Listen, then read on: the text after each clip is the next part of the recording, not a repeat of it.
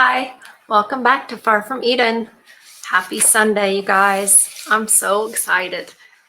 You guys know on Sundays we do literary archaeology. We dive into old literature, poems, all kinds of things to find the truths that the overlords don't want you to know. And much of what the overlords don't want you to know is a truth that basically is that, hey, men are not horrible and women are not angels.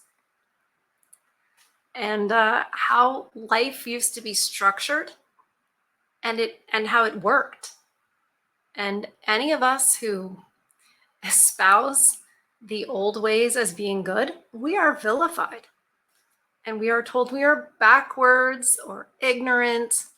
It's just not true. And so it's reassuring to go take a trip back in time and go, you know what? Yeah, how we feel such aliens in this society right now, like we don't belong here. It's right. We don't. Or I should say the times don't belong. We're actually picking up on truth.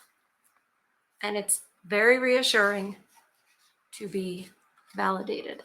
And I'm showing you what I'm so excited about.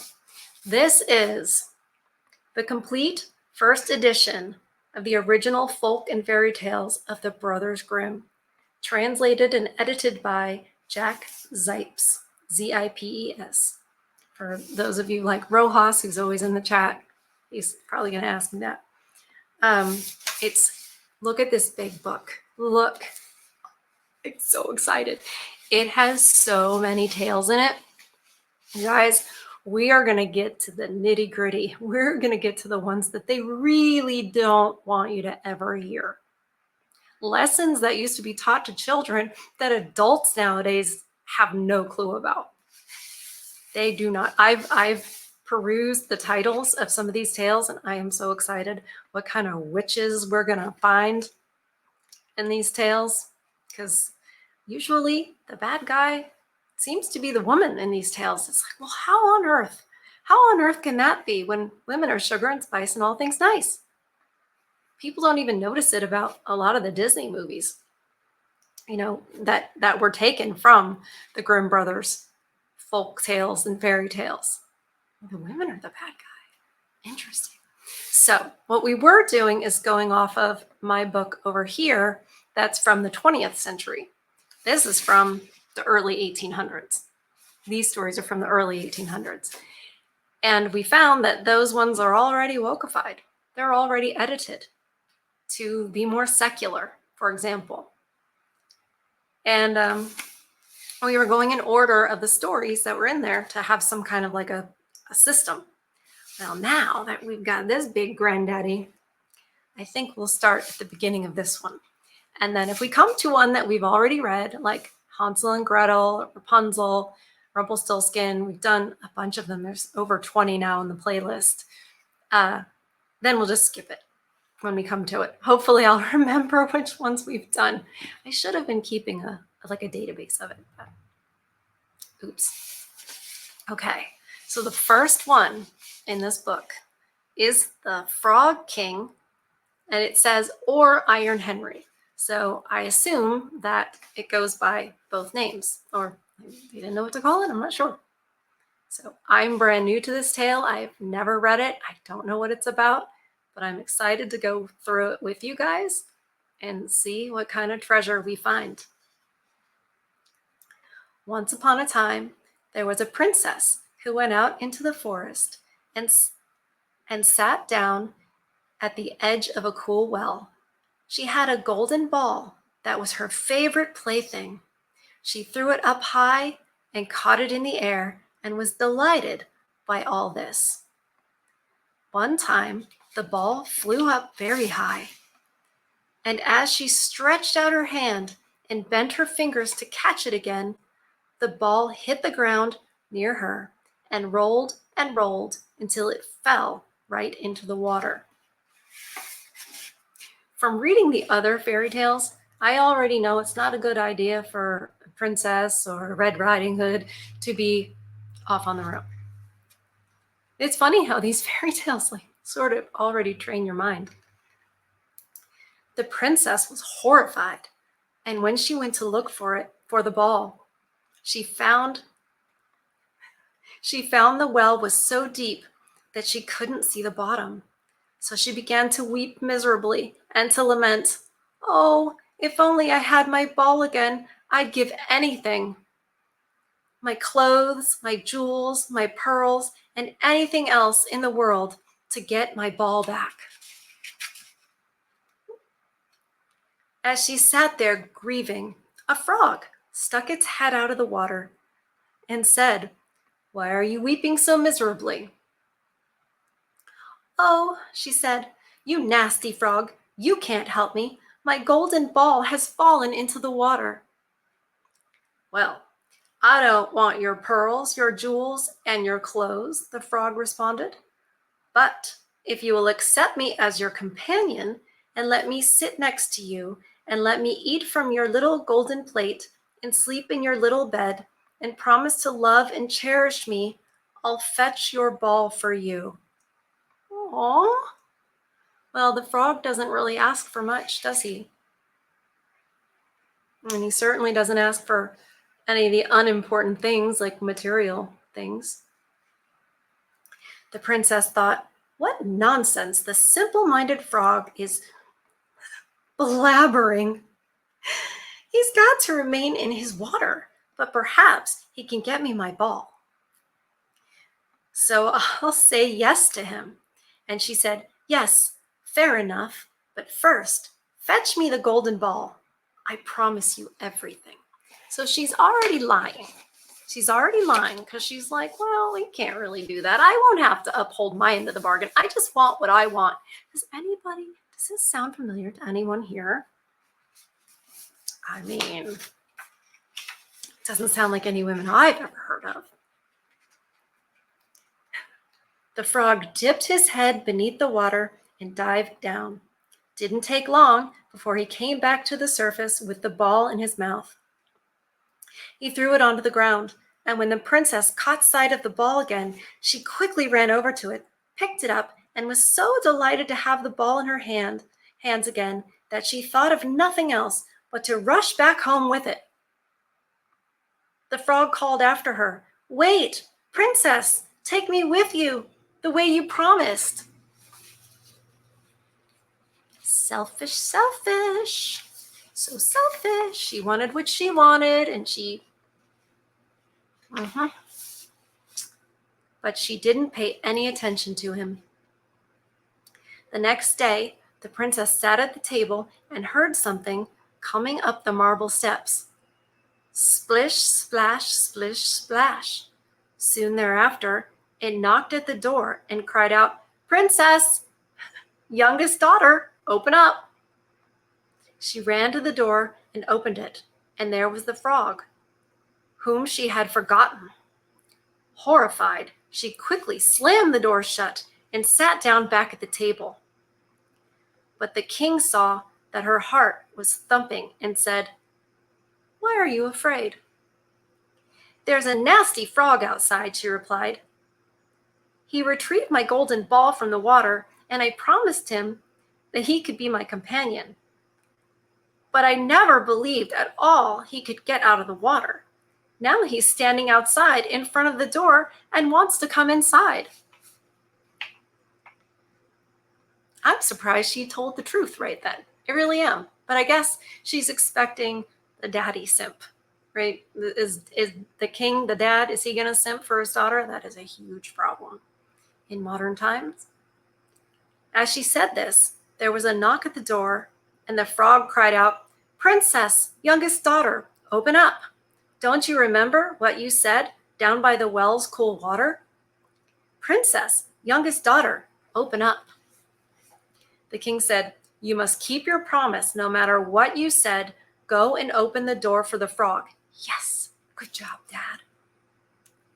She obeyed, and the frog, wait a minute, she obeyed.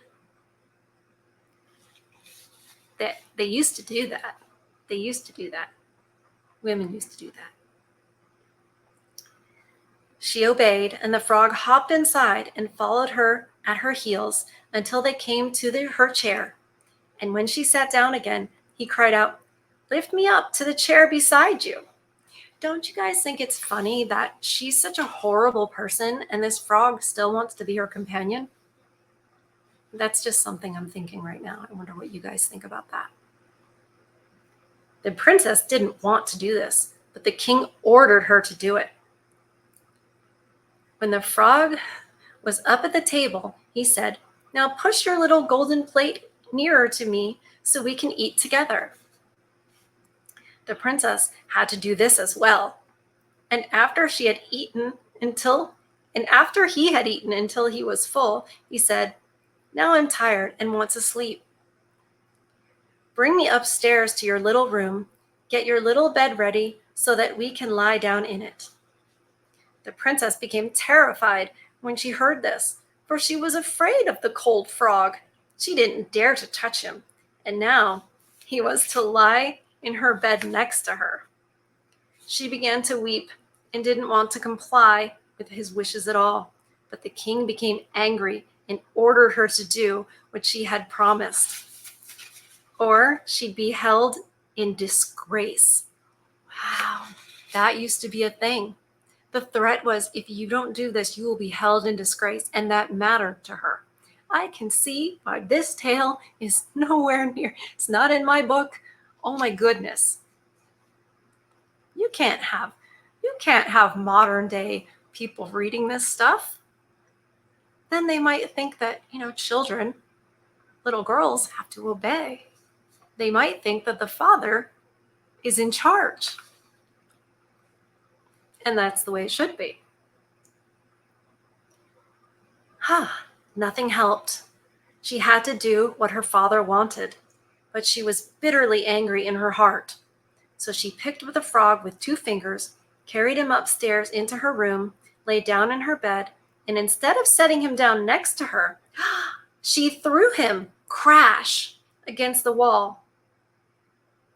"Now you'll leave me in peace, you nasty frog." Women are violent. But the frog didn't fall down dead. Instead, when he fell down on the bed, he became a handsome young prince. Well, now indeed, he did become her dear companion, and she cherished him as she had promised. Oh my gosh, I have to read this. Hold on a second. This Grimm brothers don't care. They just go real fast. Okay. But the frog didn't fall down dead. Instead, when he fell down on the bed, he became a handsome young prince. Well, now indeed, he did become her dear companion, and she cherished him as she had promised, and in their delight, they fell asleep together. Scandalous. And also, kind of shallow, right? It was a frog and he was nasty, and now he's handsome prince, so now he's good.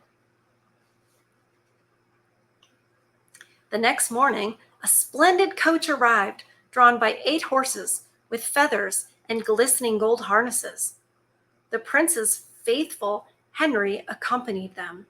He had been so distressed when he had learned his master had been turned into a frog that he had ordered 3 iron bands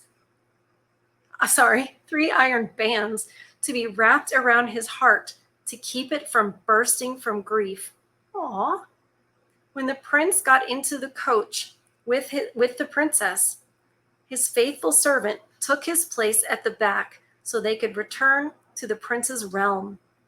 And after they had traveled some distance, the prince heard a loud, cracking noise behind him.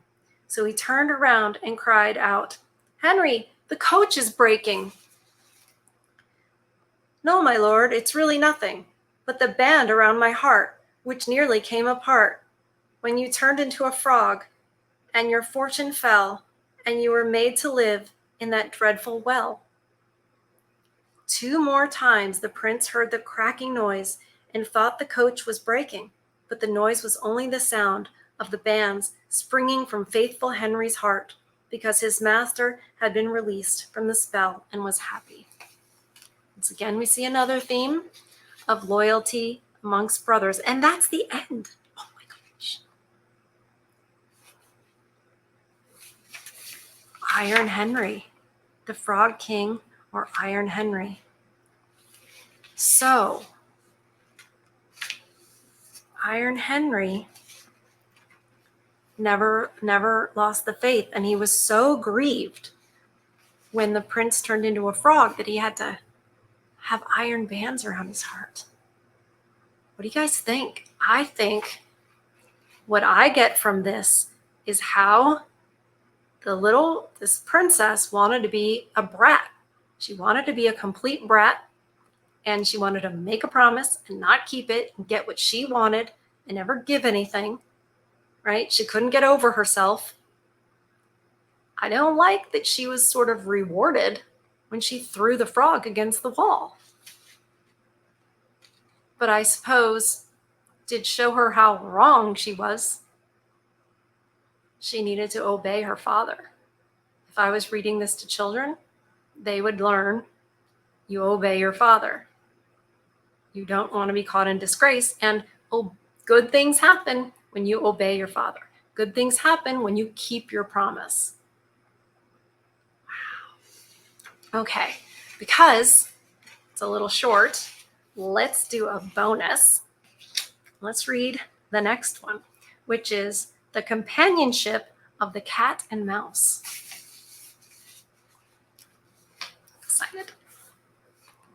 A cat and a mouse wanted to live together, and so they set up a common household.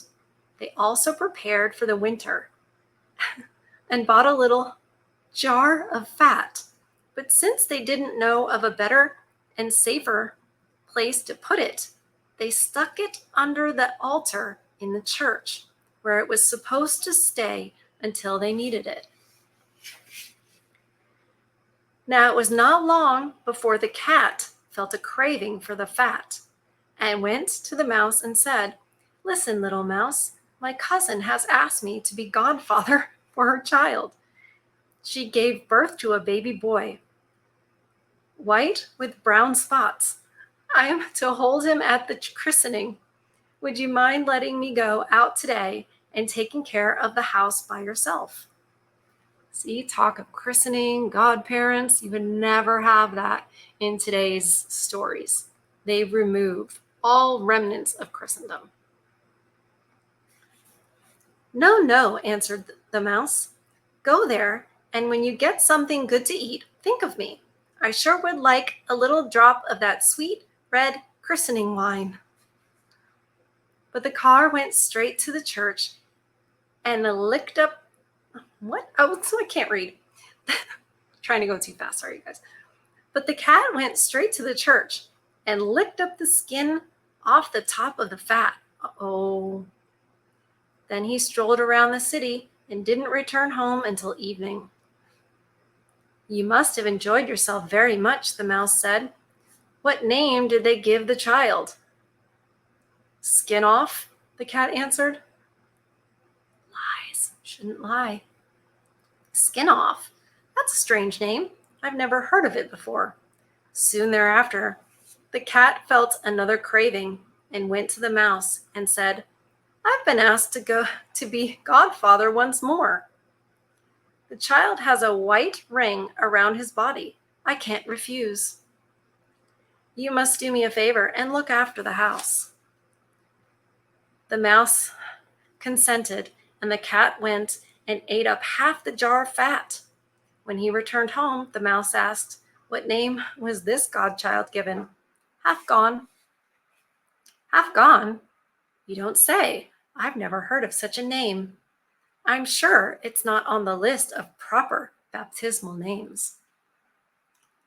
Now the cat couldn't stop thinking about the jar of fat. He's like a little junkie. "I've been asked to be godfather again for a third time. This child's all black and has white paws. Aside from that, there's not a white hair on his body. That only happens once every few years. You'll let me go, won't you?" "Skin off, half gone," the mouse said. "Those are really curious names. I'm beginning to wonder about them. Even so, go ahead. The mouse cleaned the house and put it in order. Meanwhile, the cat ate up the rest of the fat in the jar and came home stout and stuffed late at night. What's the name of the third child? All gone. All gone? Hey now, that's the most suspicious of all the names, said the mouse. All gone? What's it supposed to mean? I've never seen it in print. Yeah, people didn't used to just make up names back then. Upon saying that, the mouse shook her head and went to sleep.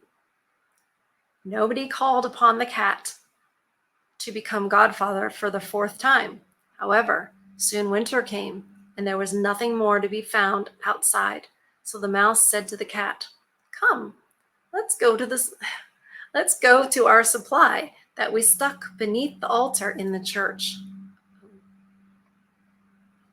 But when they arrived there, the jar was completely empty. "Oh," said the mouse, "now I know what's happened. It's as clear as day. You ate it all up when you went to serve as godfather. First the skin, then half, then—" "Shut up," yelled the cat. "One more word and I'll eat you up." All gone was already on the tip of the poor mouse's tongue. No sooner did she say it, that the cat jumped on her and swallowed her in one gulp. Well, I need to be very careful about what I think the lesson of that story is. I think the lesson of that story is that while it was well and good for the cat and the mouse to decide to live together, and they had it all planned out in their minds, like, okay, this will work. We've got a plan. We've got this jar of fat. I'm going to put it under here. A cat and a mouse cannot live in harmony with one another. There are just certain types of creatures that don't do well together. Let's put it this way. The mouse has a mouse culture, and the cat has a cat culture. And when you put the mouse culture and the cat culture together under one roof, you might say, oh, it'll work, we'll work together, but it doesn't. Cat culture, mouse culture doesn't work together. You can't trust it. No matter how nice the cat seems or sounds, maybe the cat was looking for asylum. And it sounded nice. But the problem is that eventually times get tough. And when times get tough, or even not, when they don't, there's only so many resources, right? And so you're going to have a problem when the cat decides, yeah, I don't want to play by these rules anymore. Cat doesn't have the same social structure, morals, etc. as the mouse does. You guys see what I'm saying here? It's sort of like animal multiculturalism. And it didn't work in this story. And the poor mouse was trying to be nice and forgiving. He knew things weren't right, but he didn't want to seem like the bad guy, accuse the cat of anything. So he just kept on letting it go, until he was swallowed up. Kind of the way England is going right now. I didn't expect for that fairy tale to go that way. We don't know what we're going to find when we do literary archaeology. On this channel, I mostly stand up for men, talk about men's issues, talk about the problems with femalism, things like that. We certainly saw the princess in the first story. She needed to listen to her father. Good things happen when little girls listen to their father. I guess she wasn't so little, but young ladies listen to their father. She ended up with a handsome prince because she listened to her father. I still think that, and I think a big reason you see women choosing, losers and felons, as I like to say, It's because we are very bad at discerning. A lot of these fairy tales talk about that. Talk about like Little Red Riding Hood. I mean, she couldn't tell the difference between her grandmother and a wolf. You know, she had no idea. She was just skipping through the woods, had no clue. Because it's just not what we're the best at. We're not. It's okay. I'm strong and independent enough to admit that. So fathers, who of course are older than their daughters, have some more life experience, can size up men a lot better, can tell who's of good character, who's a hard worker, who's fair, but also who won't just, allow himself to be bullied if she has a little temper tantrum, right? A good balance there. It's the fathers that are the best at making those decisions. So that's what I think, the first story was really about. Listen to your father, you're much more likely to end up with, a good man. It doesn't all have to be a prince. I don't want you guys to think that they should all be 8s, 9s, and 10s. No way. No, 5 should be with 5s, 4 should be with 4s, and, we all have our level. And fathers understand that too. We women, we get dreamy-eyed. And I don't think that's such a bad thing when it's in its place. When I'm reading fairy tales, I think it's quite helpful. But when it comes to making, difficult decisions, especially in an emergency, it's not the best. It's not where I would shine as much as, say, some men would. And I'm perfectly secure to admit that. So, wow. See? They cannot have these stories. You can't go around talking about how cats and mice can't live together, because we're told that cats and mice and snakes and armadillos and what else is weird? Anteaters, iguanas, they can all live together. Of course, kumbaya, right? No, and it doesn't mean that mice are bad or cats are bad. It means it works better, when you have an agreed upon culture. It works better for each. It's better for the mice and it's better for the cats and the iguanas and the anteaters and the armadillos, right? It doesn't mean that armadillos are bad. It just means that armadillos are armadillos and they're going to do armadillo things. Now, I know I can hear you guys right now. You're like, I don't know. I think maybe some crocodiles might be bad. Understood. Fair enough. When I get caught up getting all my videos caught up to Rumble, and I get a little more energy, I can't wait to upload to Locals and talk about this a little bit more about preferences and how preferences are okay. But that is not a discussion for the YouTube platform. I don't want to say this platform because this video will go up on Rumble too. It's not the best, but you guys, the Grimm brothers knew that these stories were important. And I don't believe it's just entertainment. These are valuable lessons. They could have written them in, look, I'm sort of a writer in my mind. I like to think that I am a bit of a writer. These stories are not written for entertainment purposes. They wouldn't end abruptly like that. They wouldn't have the most exciting scene just zoop. These are written as important life lessons. This is to solidify reality. Interestingly enough, we have to have talking animals and all kinds of sort of magical things to demonstrate reality.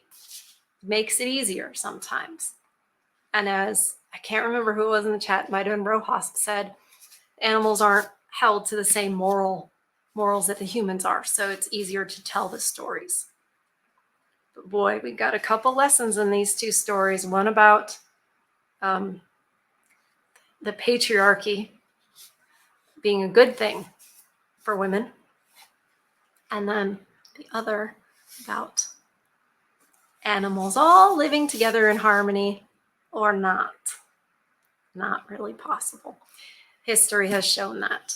History has shown that. Rome, all kinds of examples. So, wow, you guys, that was so cool. We did 2 in a day. So we might start doing, more than 1 in a day. If, they're fairly short, why not, right? We're not going to run out, are we? And by the way, if we ever did run out, there's so much more. So much more they're hiding. They're hiding all of it. They're hiding your history.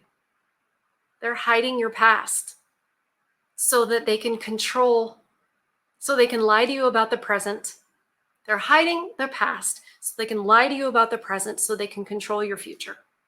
That's what they're doing. And you men stand in their way. You do. The men like you who watch this content stand in their way. They want totalitarianism. They want communism. They want to bring in leftism and eradicate Christendom. And that's why, just one example, that's why the Grimm brothers had to change over and over again throughout the years. The stories had to change because they're removing, at the end of the day, they're removing God and all the goodness that comes with it. And even if you're not a believer, you have to realize, what is his name? Richard Dawkins, the famous atheist. He said, I want to live in a Christian society. Why on earth would he say that?